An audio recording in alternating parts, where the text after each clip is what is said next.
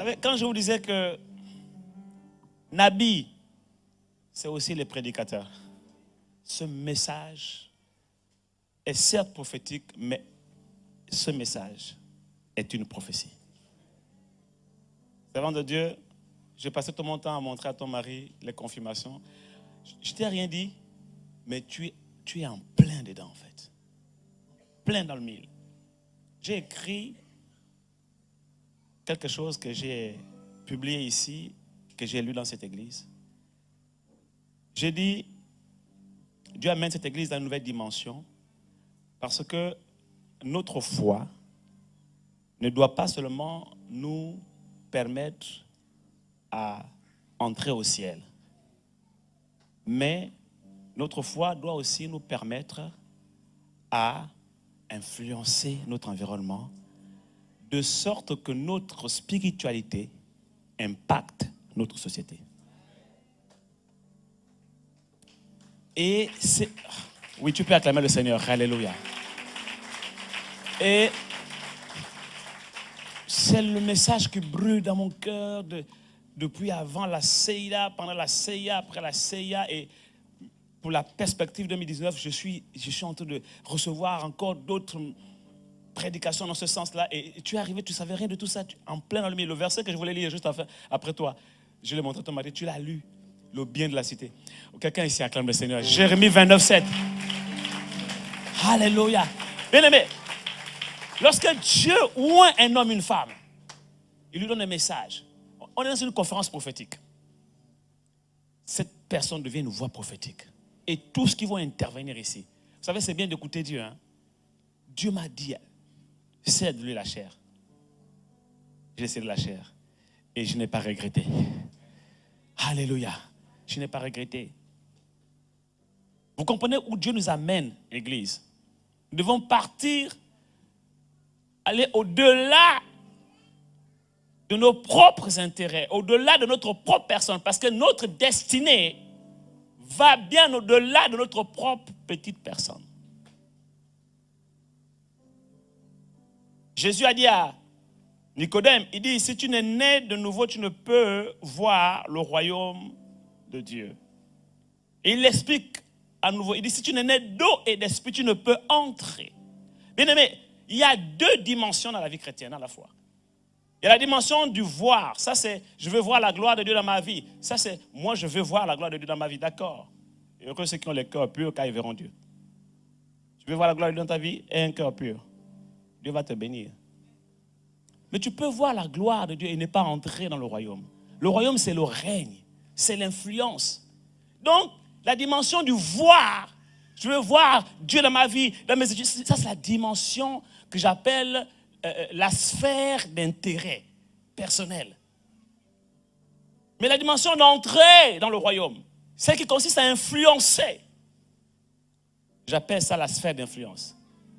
Et cette année, vraiment ce message nous pousse à nouveau et nous encourage à quitter la sphère d'intérêt et à entrer dans la sphère d'influence. Quelqu'un ici acclame le Seigneur. Alléluia.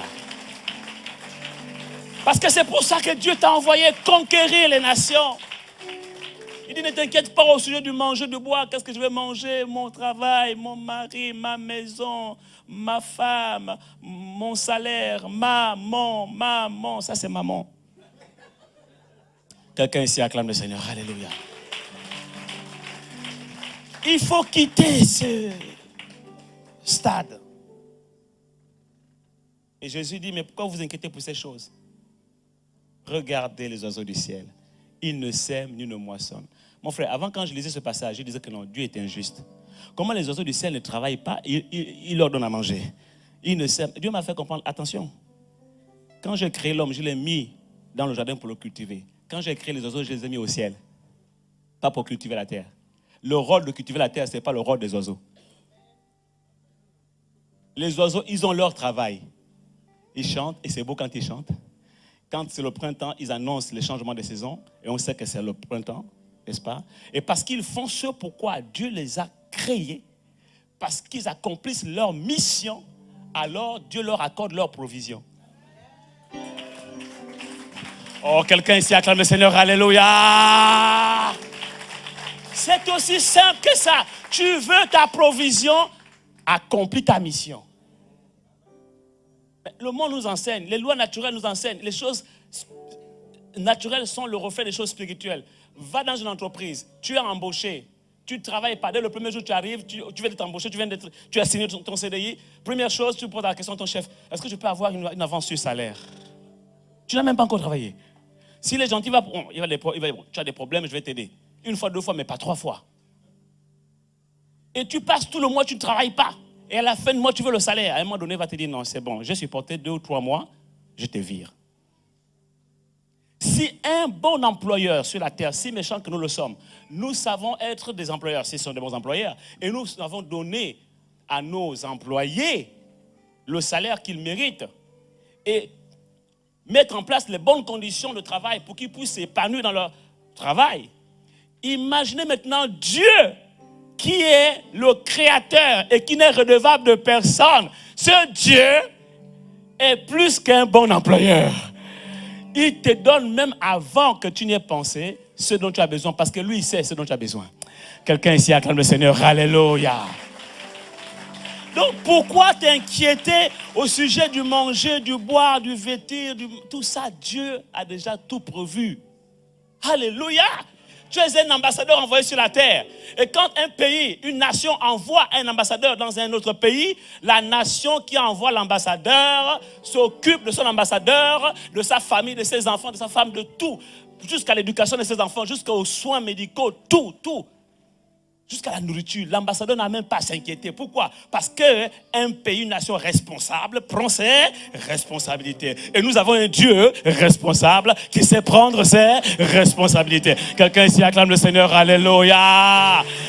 Et je te dis que le Dieu que nous prions, qui est ton Père, sait ce dont tu as besoin et il a déjà pris ses responsabilités.